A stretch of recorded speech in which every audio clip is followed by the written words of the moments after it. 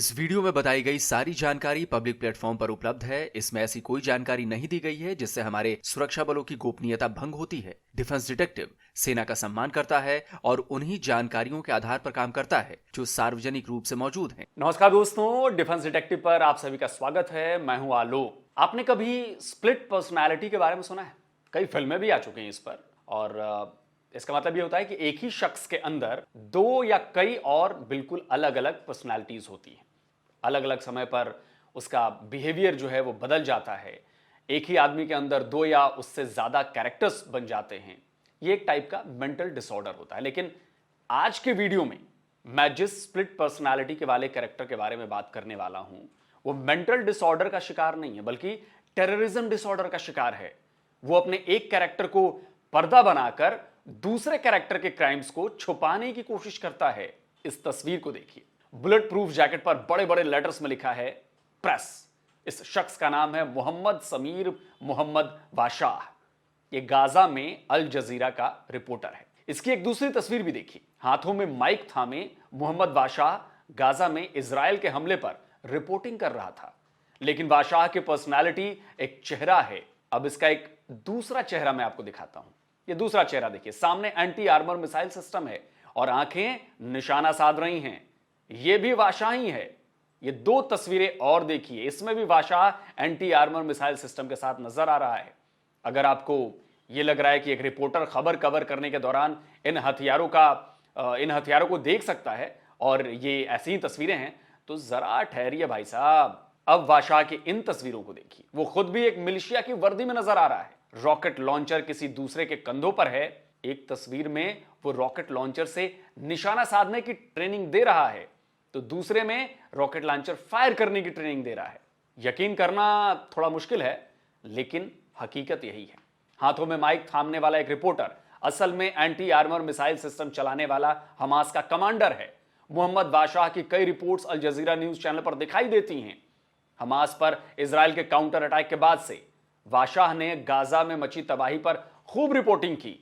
Israel और IDF पर खूब निशाना साधा। इजराइल पर जेनोसाइड का आरोप लगाया। लेकिन इसी बीच बादशाह की सच्चाई दुनिया के सामने आ गई है। एक उसका रूप पत्रकार का था, दूसरा आतंकी का था। सवाल उठता है कि आखिर बादशाह की हकीकत कैसे पता चली? इजराइल के कई अखबार इस खबर से रंगे हुए हैं। ये द जेरूसलम पोस्ट की खबर है। लिखा है आईडीएफ ने खुलासा किया, दिन में अल जजीरा का जर्नलिस्ट, रात में हमास का कमांडर। टाइम्स ऑफ इजराइल की हेडलाइन है। आईडीएफ का कहना है कि अल जजीरा का जर्नलिस्ट हमास का कमांडर भी है। यानी खबर का सोर्स जो है वो आईडीएफ है। आईडीएफ यानी कि इजरायली डिफेंस फोर्सेस। आईडीएफ के उसी सोर्स के पास आपको मैं लेकर चलता हूं। ये हैं अविचय अद्रिये। अविचय एक अरब मीडिया के लिए आईडीएफ के स्पोक पर्सन है। ये उनका एक्स है, जिसे हम पहले ट्विटर के नाम से जानते थे। उनका प्रोफाइल अविचय ने 11 फरवरी की रात करीब 11:15 बजे एक ट्वीट किया। इस ट्वीट में टेक्स्ट के साथ कई तस्वीरें भी मौजूद थी। ट्वीट अरबिक में था। गूगल की मदद से मैं आपको उसका इंग्लिश ट्रांसलेशन दिखा देता हूं। अविचय की इसी ट्वीट ने बादशाह का सच दुनिया के सामने रख दिया। अविचय ने इसमें अल जजीरा चैनल को टैग करते हुए लिखा, सुबह में अल जजीरा का जर्नलिस्ट और शाम में हमास का टेररिस्ट। इस ट्वीट में अविचय ने बताया कि कुछ हफ्ते पहले आईडीएफ ने नॉर्दर्न गाजा स्ट्रिप में हमास के एक कैंप पर ऑपरेशन किया था। वहां कई चीजें बरामद की गई थी, जिसमें एक लैपटॉप भी था। जांच में पता चला कि यह लैपटॉप जो है वो इसी मोहम्मद समीर मोहम्मद बादशाह का है। जब आईडीएफ के एक्सपर्ट्स ने लैपटॉप को खोला तो उसमें जो तस्वीरें निकली वो बेहद चौंकाने वाली थी। वैसे तो बादशाह अल जजीरा का रिपोर्टर था, लेकिन वो हमास का कमांडर भी था। उसके लैपटॉप से ऐसी कई तस्वीरें आईडीएफ को मिली, जिसने उनका सारा जो बादशाह का भेद था उसका सारा भेद खोल दिया। इन्हीं तस्वीरों में बादशाह एंटी आर्मर मिसाइल सिस्टम और रॉकेट लॉन्चर के साथ नजर आ रहा है। रॉकेट लॉन्चर की ट्रेनिंग दे रहा है। कुछ तस्वीरों में वो एंटी आर्मर मिसाइल सिस्टम और उसको सेट करते हुए भी नजर आ रहा है। अविचय ने अपने ट्वीट में लिखा कि बरामद डॉक्यूमेंट से साफ है कि मोहम्मद बादशाह हमास के anti armour missile system wing का प्रोमिनेंट कमांडर है। इतना ही नहीं, अविचय ने यह भी बताया कि बादशाह ने 2022 के अंत में हमास एयरफोर्स के लिए रिसर्च एंड डेवलपमेंट का भी काम किया। बादशाह के लैपटॉप से उसके ड्रोन अटैक की ट्रेनिंग की तस्वीरें भी मिली हैं। और ये जो तस्वीर आप देख रहे हैं, ये वही तस्वीरें हैं मतलब साफ है कि बादशाह हमास का एक कमांडर है और वो अल जजीरा के जर्नलिस्ट के रूप में हमास के खूनी खेल को अंजाम दे रहा था। हमास से उसकी नजदीकी उसकी रिपोर्ट से भी कई बार सामने आ चुकी थी। अविचे ने अल जजीरा पर चली वाशाह की एक पुरानी रिपोर्ट शेयर की है। इस रिपोर्ट में वाशाह ने हमास के टनल्स के अंदर की तस्वीरें दिखाई थी। आपको तो पता ही है कि हमास पूरा टनल से ऑपरेट करता है। उस रिपोर्ट में टनल के अंदर जंग की तैयारी साफ दिख रही थी। तो इजराइल डिफेंस फोर्सेस के ये सबूत बता रहे हैं कि वाशाह हमास का आतंकी है, लेकिन यही सबूत अल जजीरा पर भी सवाल उठा रहे हैं। सवाल उठता है कि क्या अल जजीरा को वाशाह की सच्चाई का पता नहीं था? क्या अल जजीरा को कभी वाशाह की एक्टिविटीज पर शक नहीं हुआ? और अगर हुआ तो उसने क्या कदम उठाए? अब तक अल जजीरा ने आईडीएफ के इस दावे पर अपना रिएक्शन नहीं दिया है, तो यह भी उसी कटघरे में खड़ा करता है। और अल जजीरा का तो पता ही है आप लोगों को। वैसे अल जजीरा का कंट्रोवर्सीज और टेररिज्म से पुराना नाता रहा है। अल जजीरा एक ऐसा मीडिया ग्रुप है जिस पर एंटी सेमिटिज्म यानी यहूदी विरोध को बढ़ावा देने के आरोप अक्सर लगते रहते हैं, और वो नजर भी आता है उसकी रिपोर्टिंग में, उसके वीडियोस में, उसके खबरों में। अल जजीरा की रिपोर्ट्स हमास को सपोर्ट करती हुई दिखाई देती हैं। लेकिन ऐसा नहीं है कि अल जजीरा केवल हमास जैसे टेररिस्ट ऑर्गेनाइजेशन को ही बैक करता है। ऐसे ही आरोप उस पर अल कायदा के लिए भी लगे थे भाई। अल कायदा की मीडिया स्ट्रैटेजी और उसके अल जजीरा से संबंधों को लेकर सवाल उठाने वाली कई रिसर्च भी पब्लिश हो चुकी हैं, कनेक्शन साबित हो चुके हैं। अल कायदा चीफ जिसे अमेरिका नहीं खोज पा रहा था, अल जजीरा उसका एक्सक्लूसिव इंटरव्यू अफगानिस्तान से रिकॉर्ड कर टेलीकास्ट कर रहा था। हमास से भी उसका बड़ा ही भाई भाई वाला रिलेशन है, क्लोज रिलेशन है। 2021 में हमास ने अल जजीरा को गाजा कॉन्फ्लिक्ट की हाईली प्रोफेशनल कवरेज के लिए सम्मानित भी किया था। अल कायदा की तरह ही हमास के कई बड़े लीडर्स अल जजीरा तक उनकी पहुंच बड़ी आसान है। और चूंकि ये अल जजीरा जो है वो कतर बेस्ड मीडिया ग्रुप है, तो आपको अब कनेक्शन समझ में आ रहा होगा। कतर के अमीर की फैमिली भी इसी ग्रुप से जुड़ी है, तो इस ग्रुप को फंड की कोई कमी नहीं है। 9/11 के बाद अमेरिका में अल जजीरा ने तेजी से पैर पसारे थे और उस पर नैरेटिव सेट करने के भी आरोप लगे थे।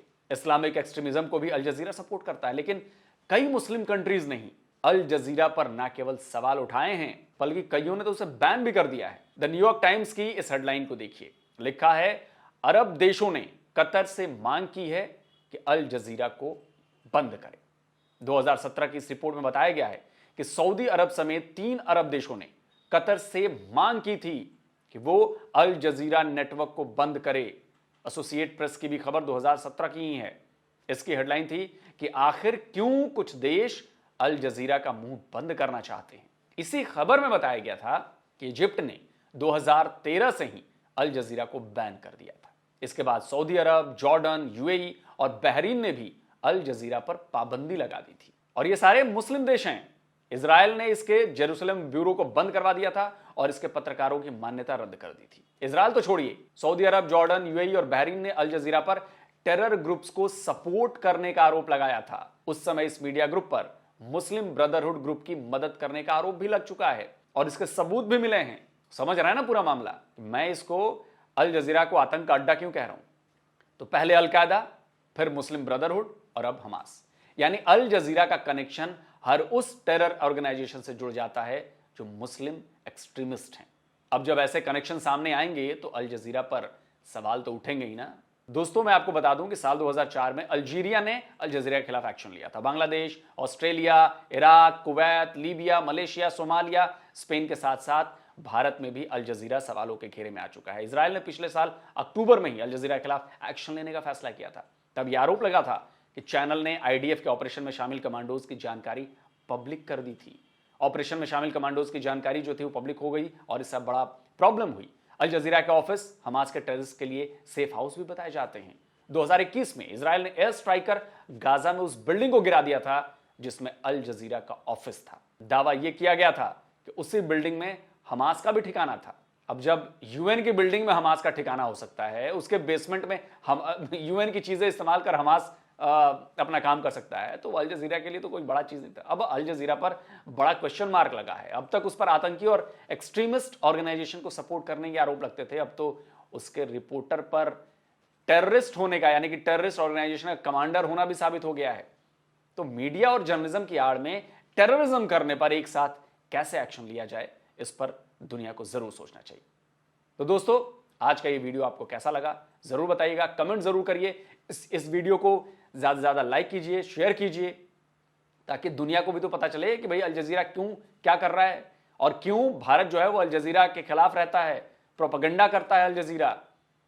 ये दुनिया को पता चलना चाहिए भाई। तो ये शेयर करना बहुत जरूरी है इस वीडियो को। जल्दी मिलता हूं एक और नए वीडियो के साथ। नमस्कार, जय हिंद।